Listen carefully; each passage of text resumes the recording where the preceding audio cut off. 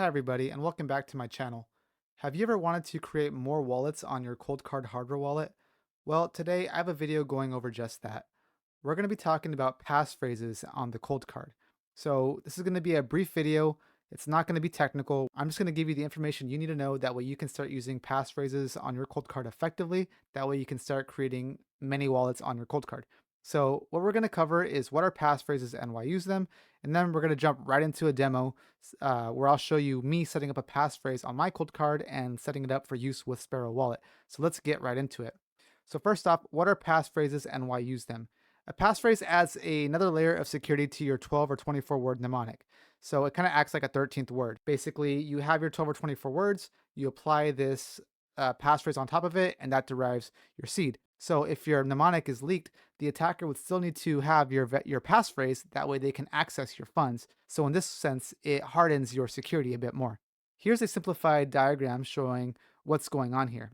In a no passphrase wallet, you supplied your 12 words to your Coldcard, and your Coldcard derived your seed, and then this seed is used to create your Bitcoin wallet. Now, with the passphrase, you have the same 12 words here, and you apply a passphrase on top of that, and this passphrase can be anything. And depending on the combination of the 12 words plus the passphrase that you apply, you'll create a brand new seed, thus deriving a brand new Bitcoin wallet. So all this to say that your Coldcard hardware wallet is capable of holding an infinite number of wallets, as long as you just change the passphrase. This is a simplified diagram here, but if you want to see what it really looks like, I made this flowchart here. So there's a lot more detail here. It goes over the HD derivation path and yep, but the key point I want to make here is by supplying different passphrases, you can be creating different wallets. So this is a really, really easy way for us to create new secure wallets for different things. Like let's say you want a wallet for, I don't know, to save for your nephew, or maybe you want a wallet to save for some big payment or something. You can create a new Bitcoin wallet for whatever reason you have that requires creating separate wallets for. If you want to learn more about BIP39 and the actual intricate details, I will link to this in the description below so you can read more about BIP39 and how the whole system actually works. But I think the information that I just gave you is good enough for you to start using passphrases. Like I said, this is going to be a very quick video. So let's get right into the demo. So here we are about to get started on the demo, but before we go ahead with that, I'd like to ask if you're enjoying this content, please drop a like and a subscribe and maybe leave a comment down in the description below. Also, if you or someone you know needs a little extra help getting into Bitcoin, I do offer consultations on my website where I can help you get going. So the general game plan is to start setting up a DCA plan, set up a self-custody strategy, and then start running your own Bitcoin nodes. So I do have a bunch of free guides on my website as well as on this YouTube channel here. But if anyone needs a little more guided help, feel free to reach out via my website. Anyways, let's get right back to it. So this is how we're going to handle the demo. First, we are going to take note of the original fingerprint that exists on our Coldcard. So the fingerprint is basically just kind of like a unique identifier telling you which wallet is loaded into your Coldcard. So we're going to take note of the original fingerprint, and then we're going to apply a passphrase to this Coldcard, and we're going to note that the fingerprint changed. And that's going to basically prove to us that we are using a new wallet on our Coldcard. The way that the Coldcard works is after it has been power cycled, it would restart back in the passphrase less mode. So the general idea is going to be, we're going to start up the Coldcard, we're going to put in the passphrase, we're going to note the new fingerprint, then we're going to power cycle it, and then we are going to reinsert the passphrase and verify that we can generate that same fingerprint. This is just to make sure that we don't have any typos in our passphrase, and it just guarantees that we can in fact generate that same seed repeatedly. Once we have that all set up, then we are going to export this passphrase wallet into Sparrow. That way you can use it like you use your wallet already. So let's get right into it. So here I have a piece of paper with the passphrase that I'm intending to use, which is called deprogram. And on the right side, I have a column for the fingerprint. Go ahead and think about what passphrase that you want to be using and go ahead and get your pen and paper. That way you can write down your fingerprint in the next step. I also want to add that no one should know your passphrase. So what I'm doing here by showing you my passphrase is not good. You don't want anybody to know your passphrase. I will not be using this passphrase for my wallet. This is just for demonstration purposes only. Let's go ahead and start getting our fingerprints from our Coldcard. So first off, let's power it up and unlock it by providing our PIN. After our Coldcard is unlocked, we need to scroll down to the Advanced/Tools section to get our fingerprint. This is going to be our regular fingerprint of our wallet that has no passphrase. So let's go ahead and click that by scrolling down to View Identity and pressing the check button.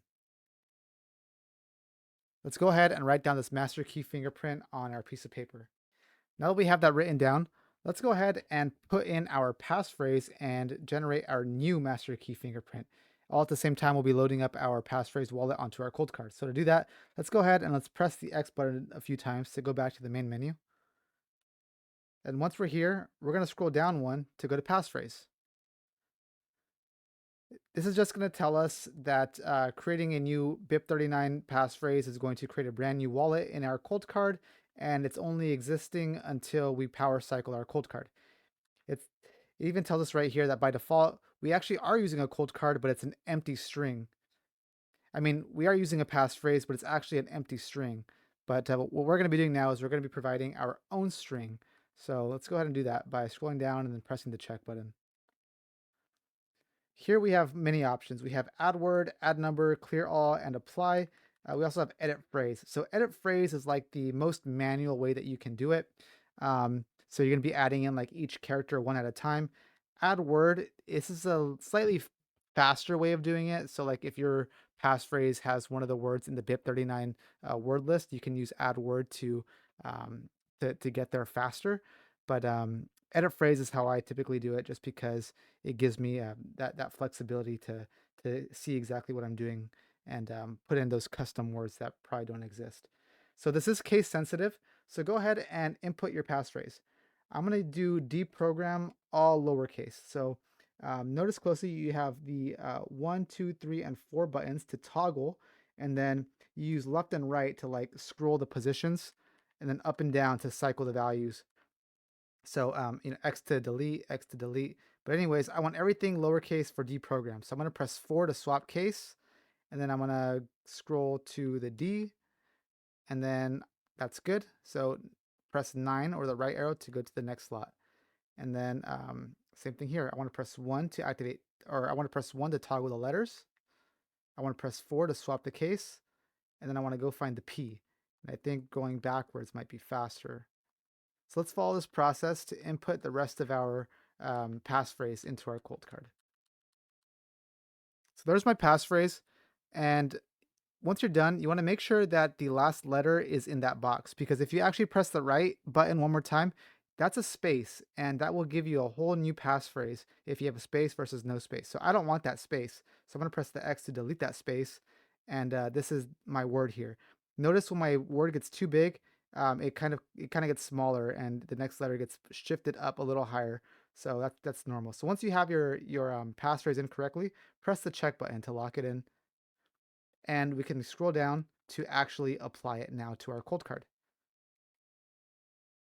It'll now give us our new fingerprint for this wallet. So go ahead and write that down. To apply this wallet, we've got to press the check button one more time. And now to verify that it has been applied, we can scroll back down to Advanced Tools and then View Identity. Oops. To View Identity. And you'll see that your master key fingerprint changed to the one that you generated by using the passphrase. So the next thing that we want to do here is we want to verify that we can repeat this same wallet by verifying the master key fingerprint. So what we're going to do is we're going to just power cycle. So let's go ahead and unplug it and plug it back in. We got to log back in again. So go ahead and insert your stuff. And if we go back down to view our identity again,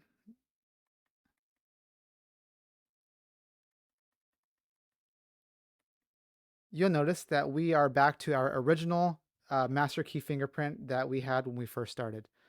So like I said, we want to make sure that we can generate our passphrase wallet. So we have to go back and we have to insert our passphrase all over again. So this is kind of a pain, but it's worth it. So let's go ahead and do that and put our passphrase in all over again. This looks good to me. Let's go ahead and apply it.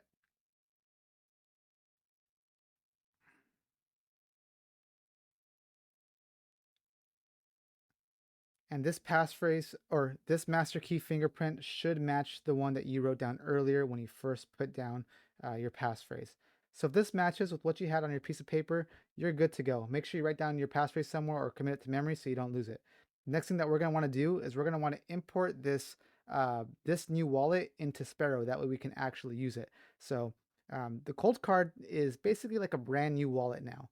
So we need to import this wallet into Sparrow the same way that we've done it before. So if you've seen my other video of using the Coldcard with Sparrow Wallet, you'll know that I like to do it air gapped. So you're gonna need a micro SD card. So go ahead and get one of those. I'll put a link to them in the description below if you want to help out this channel. They'll be it'll be an affiliate link. But anyways, go ahead and pop this into your Coldcard, and let's go export this wallet for Sparrow. So we're gonna pop it in. Scroll down to Advanced/Tools, Export Wallet. I'm gonna scroll down to Generic JSON. Just check through this, and I want to export account number 0. So let's go ahead and press 0 and check. And this is going to write our export file to our micro SD. So files written called coldcard export.json. Very cool. Let's go ahead and pop this out and put it into our computer. That way we can import it into Sparrow Wallet. So let's go ahead and do that. So here we are in Sparrow Wallet. To import the wallet that we just exported, we're going to need to go to File, New Wallet. Let's enter a name. I'm going to call this Coldcard passphrase. And then this is going to be an air-gapped hardware wallet. So let's go ahead and click that. I don't know why my screen's doing that, but whatever. Here's the Coldcard. We're going to import file, and then here I'm going to go find the file that we just exported. So let's first I need to mount my micro SD card. So let's mount it. I have all this junk in here I don't need. Let's delete it. That's what we want. So let's go here, export JSON. And here we can see that the master fingerprint matches the one that we have written down on a piece of paper. And we could go ahead and apply this and enter a wallet password if you want. I'm going to say no password for now. And just like that, we have our passphrase wallet inserted into Sparrow Wallet. So to use this wallet, you should check out my other video because it's that could be quite in depth as well. But that's pretty much it. Through that method, you can now create an infinite number of wallets on your Coldcard for whatever reason you want. So I hope you enjoyed this video. Please leave a like and subscribe if you want to see more content like this, or maybe leave a recommendation in the comments below of what you want to see next. Also, feel free to check out my website. And yep, thank you. I appreciate you for watching. See ya.